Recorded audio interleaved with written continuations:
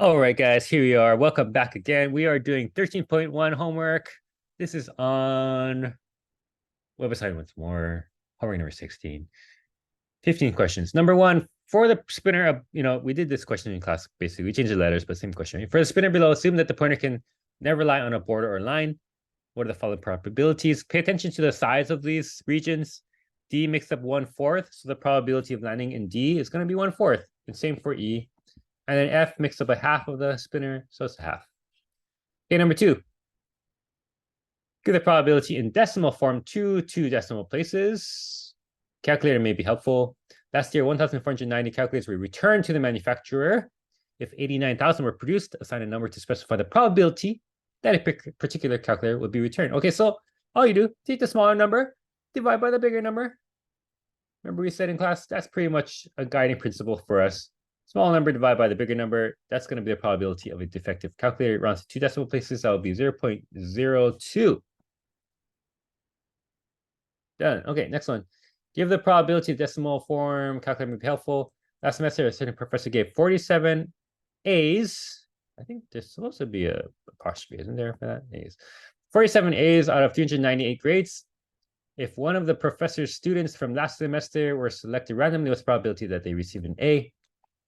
Okay, so same thing. What's our guiding principle? Divide the smaller number by the bigger number.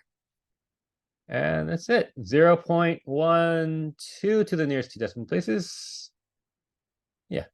You got to divide the smaller by the bigger number because otherwise you get something bigger than one. And we saw that probabilities bigger than one don't make sense, right? Can't be more than 100% sure something's going to happen. Number four, give the probability in decimal form, two decimal places again. Calculator is helpful. 1 year in Ferndale, California, it rained 140 days. If one day of that year's randomly selected, what's the probability of rain on that day, assuming not a leap year? Thank you for specifying that. It's not a leap year. 140 divided by 365, small number divided by bigger number. You get 0.38 to the nearest two decimal places. Number five. Okay, common gain. You got 5 cards. We've shown that there are 2,598,960 possible card hands, I mean. We saw that already, right? NCR 52,5. The winning hands from highest to lowest are shown below. Find the requested probability. Okay, so there's a few of these. I'm not going to read the instructions next time. I'm just going to skip straight to which one they're asking. This first one is the probability of a royal flush. Royal flush, there's only 4 hands possible. So we take that 4. So that's the smaller number. Divide by the bigger number, 2,598,960. And we get this number right here. And some people are thrown off by this because this is scientific notation. Remember, we talked about this a bit in class, I believe. Scientific notation is used by your calculator so that they can give you the maximum amount of information because they're limited by how many digits they can show you. So if they didn't do scientific notation, they'd have to say something like this. Remember the -6, that just means to move your decimal place 6 times to the left. So that's going to mean 5 zeros, 1, 2, 3, 4, 5, and then 1, 5, 3, 9, 0, 7, 7, 1, 7. So this is all the information they're telling us right now. They gave us this much, right? But if they weren't allowed this, they have 1, 2, 3, 4, 5, 6, 7, 8, 9. 9 digits, right? So if they didn't have that, they'd say 1, 2, 3, 4, 5, 6, 7, 8, 9. And they would only tell you that much. So you lose more information, right? And especially if this is a higher negative number, then it will just look like all zeros. So they're telling you basically nothing. So that's why calculators will use scientific notation to give you more information in the limited amount of space they have. But anyways, we want to convert that to standard notation to enter it into our answer here. 9 decimal places. That's 1, 2, 3, 4, 5, 6, 7, 8, 9 right there. And looking at the 0 after that, I would leave this and not round it up. So the answer is going to be 0.00000. Make sure you count that correctly. 1539. Yeah. Once more to reiterate one more time. So you see this -6? That means move the decimal place 6 times. And just a little tip, guys. -6, if you're moving a decimal place that many times, you got 1 point something decimal place after the first digit. That means you're gonna have always one less number of zeros. So if you see -6 here, that means 5 zeros. If it's a -10 here, that would be 9 zeros. If this is a -3 here, that would mean 2 zeros, and then your numbers. Okay, moving on. Number 6, same kind of hand, 4 of a kind. 4 of a kind is right over here, 624. So we're going to change this to 624 in the top. We got 2.4009603 to the negative 10 to the negative fourth. So that's 0.30 this time. 240096038. Let's count 9 decimal places. 1, 2, 3, 4, 5, 6, 7, 8, 9. So cut off the rest, and there's your answer. We had rounded down this time because, again, we had a number smaller than 5 after the 6. Yeah. So just like that. Next one. Single card selected from an ordinary deck of cards. The sample space meaning all the outcomes that are possible, is shown below. Find the probabilities. The probability of a 9 of spades. That's this guy right here, right? These are the spades. There's 1 9. That's one of them out of a 52 total possible outcomes. The probability of a 9. Well, there's 1, 2, 3, 4 9s. So that'll be 4 out of 52.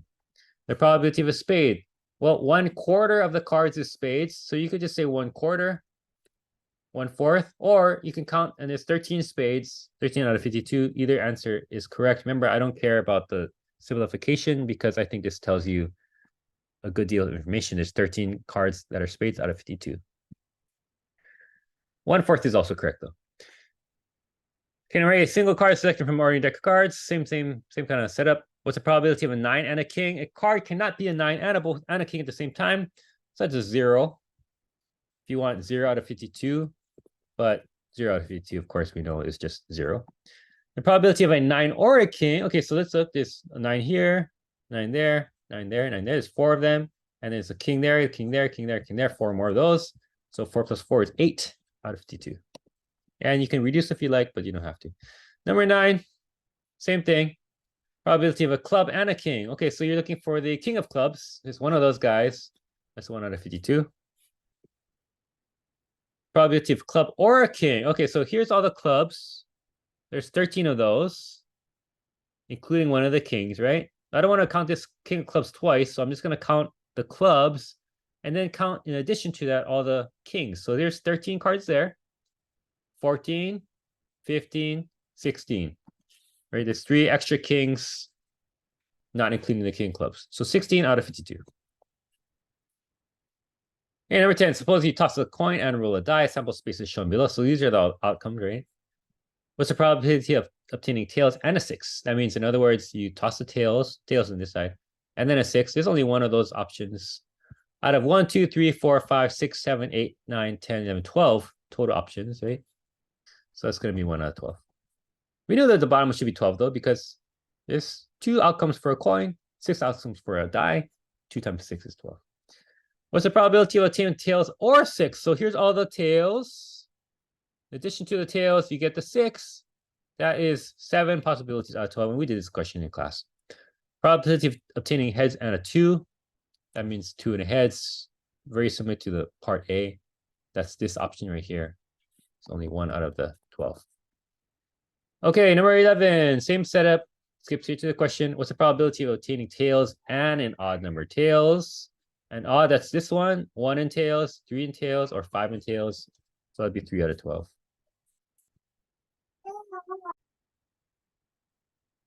Okay, sorry for the crying baby in the background, guys. Letter B, what's the probability of obtaining tails or an odd number? Tails or an odd number. Okay, so tails here, that's 6 of them.